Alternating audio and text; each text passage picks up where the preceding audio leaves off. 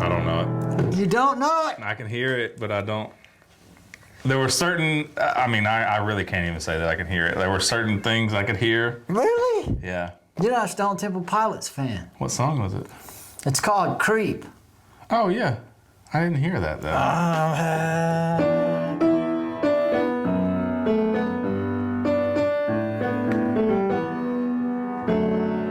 Yeah, I hear it now. And then the whole...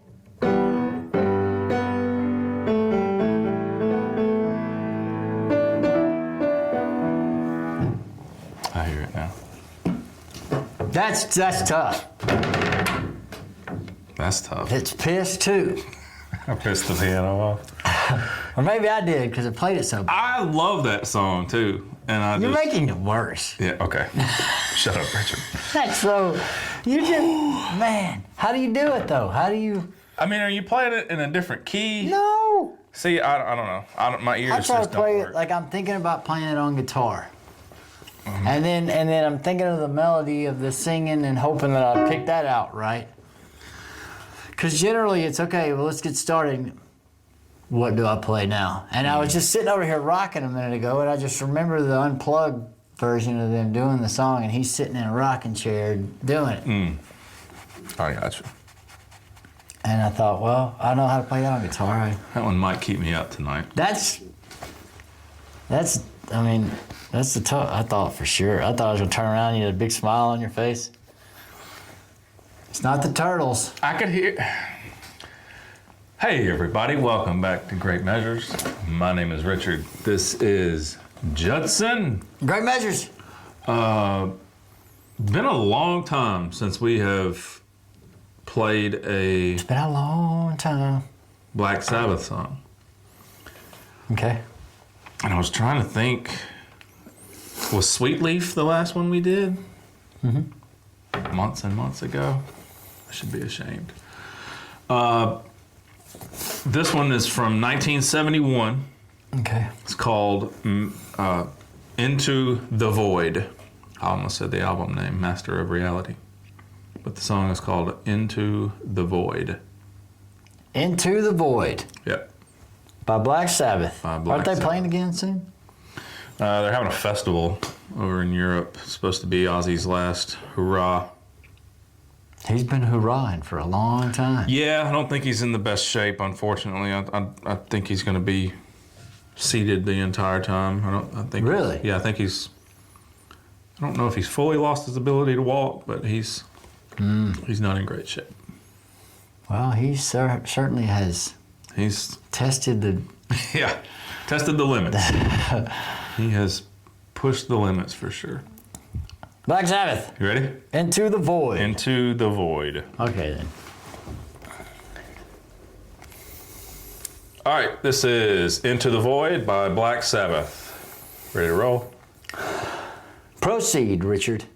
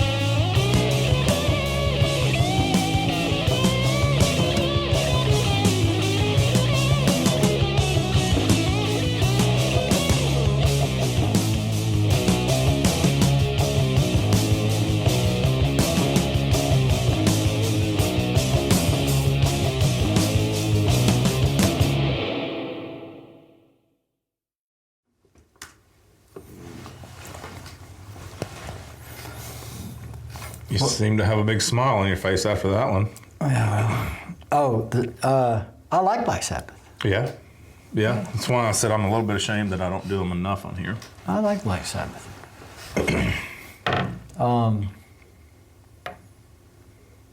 What do you think? Do you like Black Sabbath? Mm-hmm. Yeah, it's probably one of my favorite riffs of all time, that opening riff to this song. How does it go again? So it starts with a... Just sing it to me. Dun-dun-dun-dun-dun-dun. That's right.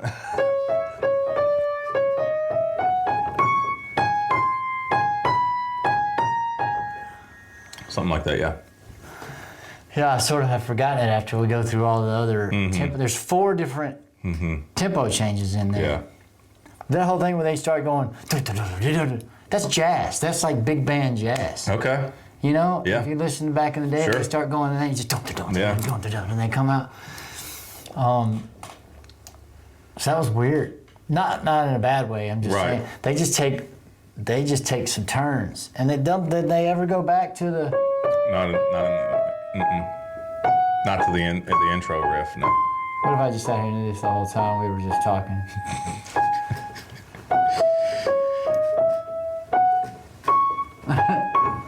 Anyway, yeah. I mean, the song starts off badass. Because it's just the tone. I mean, the guitar tone, everything is the bass tone. Yeah, the bass tone was weird. It sounded like I don't know. It sounded like It's got a percussive sound to it. Yeah. It sounded like something was like a big bowling ball rolling across the floor. Yeah. Or something. Yeah. If that makes any sense. No, it does. But it sort of had a hollow but full sound. Yeah, it's like the sound of a bowling ball hitting the ground. You like that? That was good. Yeah, it's good. I'll keep it. We'll keep it. Don't edit this out. Don't edit this out. The producer we got in the background. And yeah, at first, because you have all these voices going on in your head. Does everybody? I think so. Okay, good. I certainly do. And so while I'm listening to something, it's hard when we jump forward and back in time so much because I have an initial voice in my head that says, these riffs are rudimentary. Elementary. Yeah. His guitar, the don, don, And then the other voice goes, but this was 1971. Yeah, it goes, these guys made that up. Yeah. So it's funny, like I'm having this conversation in my head, but then I realize even the whole dun dun dun dun dun dun dun is the beginnings of thrash metal. Yeah, essentially. I mean, it's the beginning. They just do it faster and keep it going longer. Of metal, period. I mean, I mean, everything that ever came after this came from this. You know? I mean, to an extent, obviously. Even other stuff. Progressed, but even other stuff. I kind of want to make you listen to a song now by the Black Keys, so you can see these guys are just blues out of Ohio. But 2 guys, or used to be. Now they've acquired other people in the band, which I disagree with. But they're kind of like 9 Inch Nails. They're in every movie now. Yeah, I'm a little bit familiar with a few songs from them. I love Black Keys. They're great. They're rocking, man. But I could let you hear something from them, and you go, "That's Sabbath. That comes from Sabbath." Yeah. And I just realized it as I was listening to them and just kind of thinking that way, and because when they give you 4 different. It's just 4, right? The first section, and then when they go into the second part where he's singing, and then the boom, and then there's another one where they speed up. They speed it up to just straight time. And I was thinking about that. This kind of sounds like this. This kind of sounds like that. Or that kind of sounds like this. That kind of sounds like this. All wrapped into one thing, band. But yeah, it's just badass. It's just badass. And I don't think it. And I was thinking, does it lose its luster because, you know, does it become rudimentary to listen to? You know? Sure. Once you get into all this other stuff, that all these other notes that are flying around now, and then I guess I'm asking. No, I mean, not for me personally, but I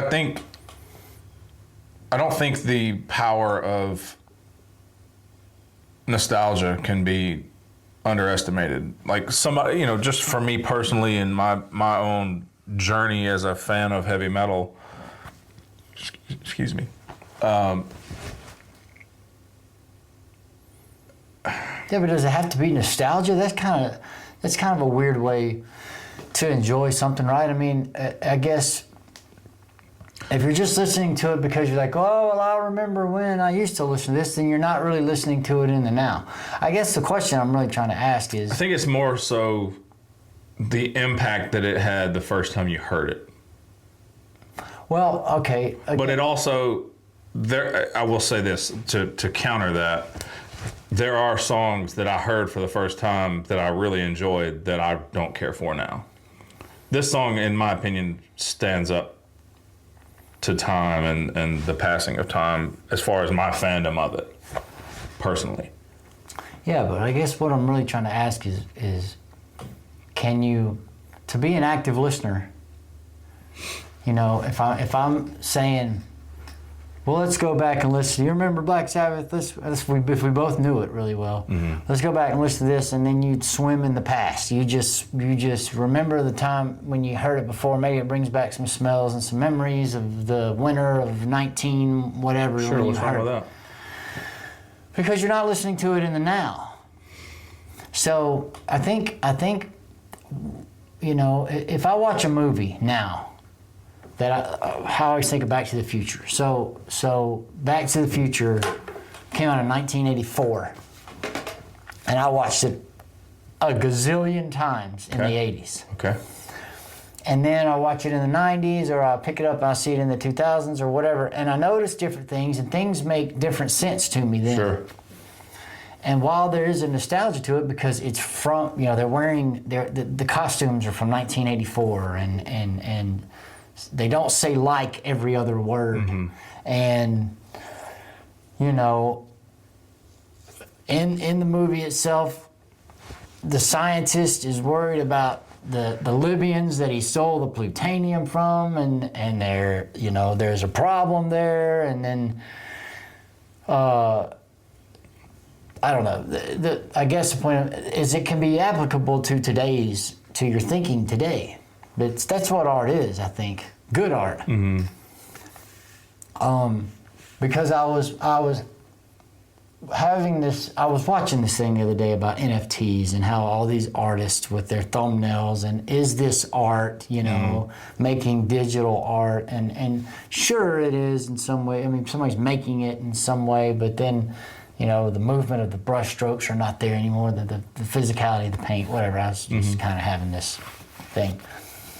But it can be applied, I think, to music in the sense when you're listening to it. Obviously, listening to something will take you back.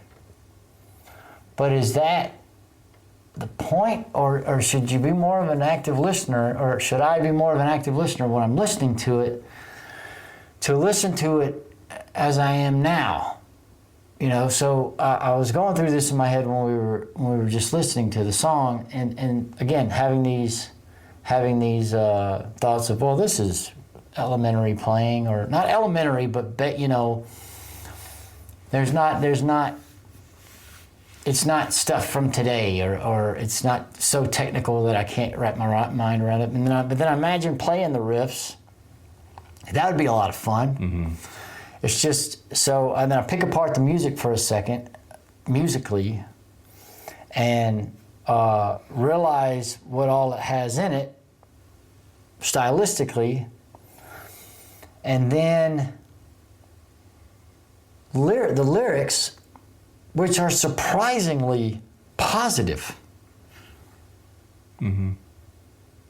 which I like about Black Sabbath. I mean, I guess they're probably not all that way. Sure.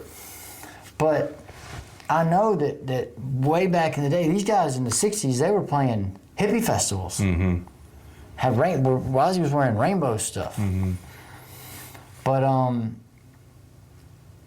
and if you know the lyrics. Yeah. They're just singing about what Elon Musk wants to do. Right. Yeah. So I guess I think the point I'm trying to make with all that crap that I'm saying, It's a lot of crap. full of it, is I think there has to be an effort to listen to something in the now, rather than getting caught up and listening to it and then just going back and remembering there's art that is able to, as you said, stand the test of time, means that it can be applicable in the now. It doesn't have to just be, well, this was good way back then, and I remember when I listened to this, because you're not that anymore. Mm-hmm. You're this. So isn't it more of a respect to the art itself to say, I'm going to take this in now to see if there's something I haven't heard in this before, and see if it can become new to me now? Yeah, and I know exactly what you mean, because so, I've talked about it already with you. I think we've talked about it on camera, but at some point, I want you and I to sit down and write some music together. Whatever kind of music. I mean, we've teased that it would be doomish. There will be. Yeah. There will be doom. Which is what this essentially is that we're listening to with this song. And so, I'm trying to think of how to lay this out. So I listen to this song more of it as an influential piece of music, because you can dissect that opening riff and those verse riffs and then the little breaks in there. You can dissect those and do your own thing with those. I mean, everybody's taking something from somebody at all times, Right.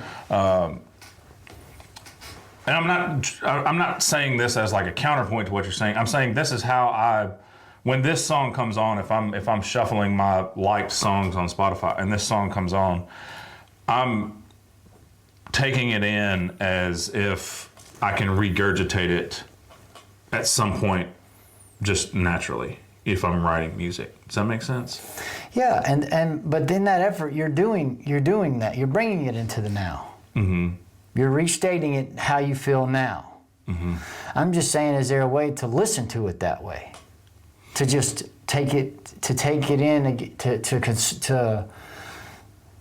it in again without.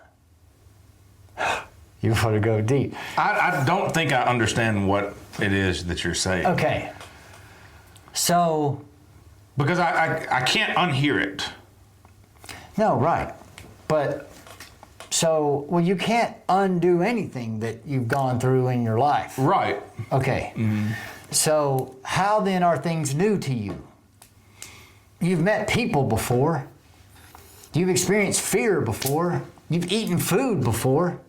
Mm-hmm. Every time you eat a hamburger or whatever it is you eat, do you think about the first time that you ate a hamburger? Sometimes I do like a good hamburger. I know, but I'm just saying, you don't think about the first time, or if you watch an old movie or if you watch Back to the Future, does it take you back to when you were a kid when you watched it? It doesn't. So, but the reason I guess that I'm asking this is because I see it done more with music than anything else. If you're talking about the recognition of your senses and whatever it is you do. Something you see, something you taste, something you smell, right? Okay. So, and I understand that some of these senses are your sense of smell is connected to your sense of memory. So you'll smell something and then you'll remember something, and sometimes you won't know even what that is, but you'll have a memory trigger. But so I've had this idea of, or I've been in my philosophical wanderings have had this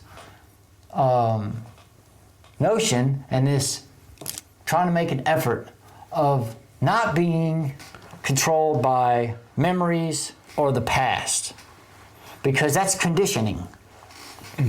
That then makes you, it's programming. That then makes you act or think in a certain way right this minute, right now, in the now.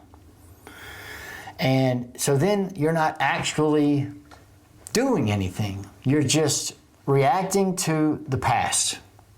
Okay, so if I'm always thinking about the past, I can't necessarily move forward or do anything new or find anything worthwhile. This is what I think.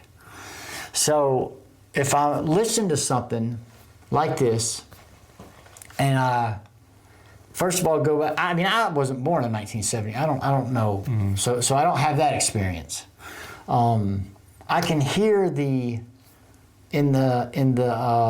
all right, so this is one thing. In the mixing or the whole production of the song, I like that sound more than I like some of the stuff I hear now. That's overproduced or smashed on with compressors, whatever it is. And it just sounds more organic to me. All right, so I go into that first. I'm like, I really like how this is, and then that brings it here for me now. I don't listen to it like it's some old recording with a vinyl going around kind of cracking, and I hear Billie Holiday come on, and then you just know that the thing itself is old. But that doesn't happen. So now I like that, and now I can bring myself here with it and give it the respect of not necessarily just being from 19 whatever. Again, when you say stands the test of time, that's got to mean something. Yeah. That the test has to be that when you listen to it, it's not, you're allowing yourself a new experience when you're listening to it, rather than, and it's a slippery slope, it's a fine line. It's like you make the decision unconsciously, and then you're there. If you're just like, well, this like Sabbath, I remember when I was driving in a truck, and then all of a sudden, you're not here anymore listening to it. And that there could be something that your here now person could actually get out of it that's new. If it's good art, that I think sometimes we deny ourselves the ability to find something new in something that's been around for a while, because we listen to it with ears of, well, I remember when, nostalgia. You said the word nostalgia, and that's sort of what got me. That to listen to things nostalgically prevents you from seeing something in it, good art, that you could learn from right now in your life. Because you're a different person than you were then. Why go back to those years?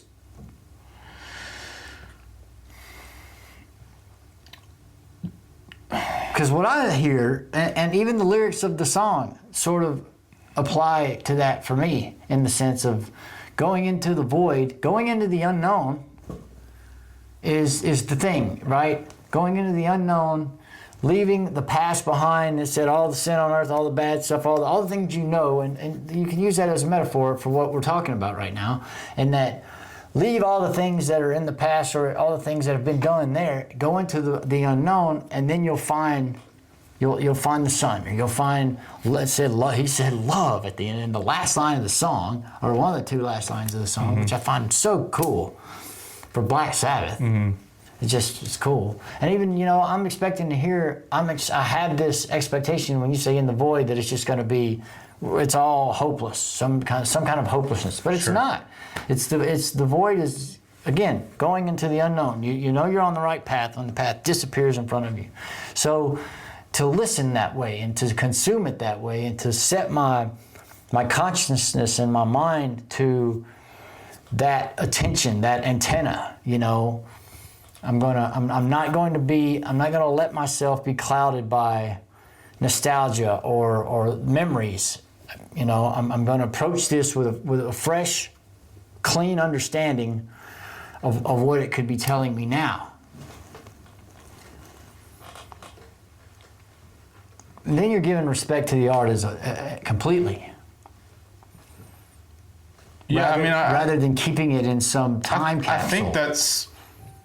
I think that's how I listen to it personally. I think I listen to it. I mean, it was recorded this day, this time, and it's stayed the same. I don't know what new I could take from it, but I think there's a balance between having that nostalgic feeling of, I remember the first time I heard this song, and then how does this song make me feel today? I listen to things that way. I don't know that I'm trying. I don't think about things on a deep level like that when it comes to trying to find some sort of artistic modality or something new in it that I've never heard before, because I've heard the song 10,000 times. Yeah, but I could have said the word. All right, I could have said the word. I just don't think I'm understanding what it is you're saying. Yeah, I could have said the word gratitude. I could have said the word gratitude to you. Mm-hmm. You heard the word gratitude before. Sure. Right? Mm-hmm. But you experience that new every time. Mm-hmm. Or at least I think a person should try. Right? It's not, well, I remember when I had gratitude the first time. Mm-hmm. And it's an appreciation. It's an allowing to be yourself to be affected by this thing, or any joke, or things make different sense. It's like the chicken cross the road philosophy. Do you know this? Go for it. Why did the chicken cross the road? To get to the other side. Is that funny? Not particularly, right? I don't know. I don't know how I'm supposed to. I don't know if I'm supposed to. What's the joke? What's the joke? It's like a joke on you for not realizing that he was crossing the road. Obviously, he was going to the other side. Mm-hmm. Well, what if the other side is the other side of existence, like the afterlife? Mm-hmm. Okay, so the chicken crossed the road. Why? To get to the other side. Mm-hmm. Because chicken's going to be like this. So essentially, the chicken probably was looking off himself. Why did the chicken cross the road? To get to the other side. Now it's funny when you say it like that, to get to the afterlife or get to the other side of death. Now the joke kind of becomes funny. That's the meaning of that joke. Mm-hmm. It's a double entendre to say to get to the other side of the street and to the other side. Okay. You see what I mean? Sure. But I didn't know that until I got older. I've heard a chicken cross the road forever. Mm-hmm. So there's something in it. I think there's something in this. So I could listen to this song. We could talk about the influences of this song. Mm-hmm. And again, I told you this was going to be way down the road. Okay. I told you this in the beginning, right? I think so. Okay. I could hear Black Sabbath and all the people that have taken from it as an influence, mm-hmm. and never have to listen to Black Sabbath. Mm-hmm. You could tell me, well, this riff that we do here came from Black Sabbath. Mm-hmm. So then I could already know what Black Sabbath is by listening to the people that took pieces of it and made their own thing, like you said before. So what's the point in listening to it anyway? Unless it's, well, this is the basis, and then here it is. So listen to this first. I just don't see it. It could be, you could say, well, it's like subtraction or addition or division. These are the basics of math, and then now math is this. This is where it comes from. You have to know this first. But I just think that's disrespectful to the art. I think there are things in it that can be new and that you haven't found before, or that could, but I think that takes effort. I think it takes an effort of listening or an effort of approach that before I approach it, I have to sort of set the inputs to my algorithm or the knobs on my receiver and say, all right, I'm not going to be caught up in the memory of this thing or what it meant to me then or the first time I heard it and come to it new. And I think then you find what you're looking, you generally find what you're looking for. I don't know. I was just wondering, is there a way to listen to it? Is there a way for me to listen to it without thinking, well, this is a rudimentary riff, and then not say, well, of course it's the basis of all the riffs, and then screw that, Maybe it's just perfect for what it is, even now, and it doesn't have to necessarily be just the textbook, I don't know. What were you going to say before I didn't let you say it? I think every listener has their own personal experience with how they listen to something. No, they have to do it like I'm saying. Yeah, I can't. I'm You have to do it like struggling this. with wrapping my mind around the fact that like people are listening to things wrong. No, it's not listening to things wrong. So let me ask you this, and I don't say this as like a gotcha thing because I'm genuinely curious. Do you? So you've announced and mentioned on here multiple times that you're a massive fan of the Beatles. I like the Beatles. I don't know about massive. I mean, you bring up the Beatles a lot. I like the Beatles. So when you hear a Beatles song, do you actively have this mentality of trying to find something new in it every time? See, and that's fine. I mean, I don't, like I said, I don't want it to be any sort of like a counter to, oh, I got you on this. Like, it's not like that because I felt like you were going to say that. I think that's... I do this with all the classical music that I listen to. Right? Yeah. Beethoven. And I think that's the difference from person to person, from experience to experience. I think that... When music makes it makes you me feel think something, of right? like watching. So as a child, me and my two brothers, we didn't go anywhere that my mom didn't have a camcorder on her shoulder, and I think that. I don't watch. We recently did the thing where you send all the VHS tapes off and they get digitized and get put on a flash drive or whatever. We haven't gotten them back yet, but I'm looking forward to revisiting those experiences.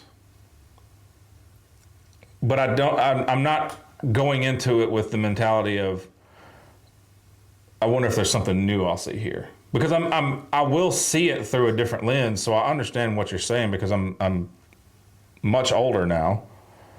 So I will see these experiences, from a different point of view where as an adult, I'm probably looking at myself and going, God, you were a terrible child, Yeah, that's a little different.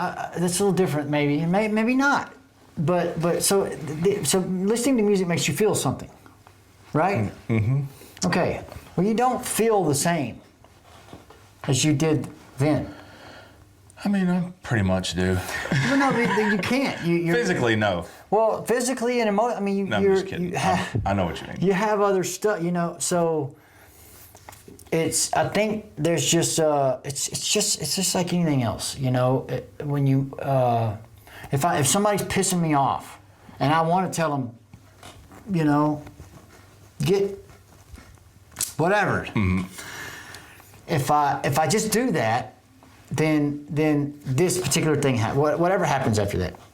But if I set it in my mind to say, okay, I'm gonna take a breath or whatever, and it's that quick. It's that quick before this whole experience then happens over here. If I say screw off, or if I say, okay, you're a moron, whatever it is, then this whole life goes on after it over there. It's different. So, and I experience two different things, and then I take from those two different things, and either I'm over here and I'm like, I should have done this better, or I'm glad how I did this, and then I remember those experiences, right? So, it's the same thing I think when I'm approaching art, that if I don't set that thing first and say, well, I'm not just listening to this right now to remember back in the day as if it's an old man rocking, like this. These are not just old men. Yeah, but playing. I think it's okay to do that. I'm not saying it's wrong. I was just saying that maybe that is a cure sometimes, or for me, it's an effort that I make so that I'm not just listening to this going, well, this is boring because these riffs are now rudimentary. Mm-hmm. So this is now something I don't need to listen to because it's, other than it being nostalgia, which I think is sort of shortchanging what it is. Mm-hmm. Because again, if it stands a test, if people are really, it's got something in it it's got enough in it that everybody after it has taken something from it. So if that's the case, then there's more there that you haven't noticed. Mm-hmm. If that many people can come and take from it and make all this music that we have now from this thing, then there's more in it than you've noticed. If people are still taking from it. It's just. So when I listen to this song, I can't take the thought out of my mind that this was written or this was recorded or released in 1971, and I think about other types of music and genres of music that were coming out in 1971 and how much different Black Sabbath was. I mean, if I'm a fan of doom or traditional heavy metal, and this song comes out in 2025, I don't know. I don't know how I feel about it. I don't know. I think I can't listen to this song and not think about when it came out. But you don't know anything about when it came out. You weren't even alive. So right, how do but you I'm even just do that saying successfully? in comparison to other things that came out. I'm not saying like I was there when it came out. I meant like what. You can only go so far with that because you what weren't else there. was coming? You don't even just know about that music. But those things are still available today, so I still have the ability to go back and listen to other things that were released at that time. Right. And go, wow, this is different from Emerson, Lake and Palmer or whatever. Emerson, Lake and Palmer is different than everything else, too. Sure, but it wasn't Black Sabbath, and Black Sabbath wasn't them. Right. So what's the point? So what I'm trying to say is that's the joy I get from this song. Even though I wasn't there, I try to imagine people's reactions to hearing this for the first time and going, what the hell is this? Mm-hmm. You know? I don't know. I think everybody has their own way of listening to music, and I think that's okay. That's really my only opinion on this. Is like I'm not going to tell somebody else or suggest to somebody else how to listen to something. I'm not doing that. I know you're not. But Jeez, Richard. And I guess I still don't understand what it is. This just goes along with some of the thinking that I've been doing lately about existence, in the sense of not being caught up in the past and programmed by these things and trying to be completely new in the moment, you know, as much as I possibly can, and approaching the moment without, this is a teaching from this guy, Krishnamurti, that I've been listening to, it's hard for me to even understand it all the way, but to experience something new, you have to be unaffected by the past and without reservation about the future. And it's just about how to approach the moment in every situation and every experience, and trying to fine-tune your mind and your understanding and your consciousness to this. And I was just asking you, yeah, I don't think about it that deeply. If there's a way to do that when you're listening to something that is obviously stuck in time in one way. You know, it's the same thing for like memories or whatever else. But I can still try to approach my life in that way. There's got to be a way in my life to approach art that way and maybe experience it somehow new every time. And does that take effort, and or is it possible, and that kind of thing? I'm not the person to have this conversation with. I'm too You're the simple. only person to have this conversation with. Simple. Do I like the song? Do I not like the song? Well, I like this song. I understand for the most part, I think, what you're trying to say, but if I start thinking about things like that too much, it just takes away from my experience with the song. See, it takes away from the experience for me if I don't think about that. Because the more I try to do that, the more I can put it on, and the more I can feel it, the more I try to, you know? Mm. Well, whatever, dude. Whatever. It's not Celine Dion, and that's all there is to that. That's true. It's very. Our hearts will go on. They will.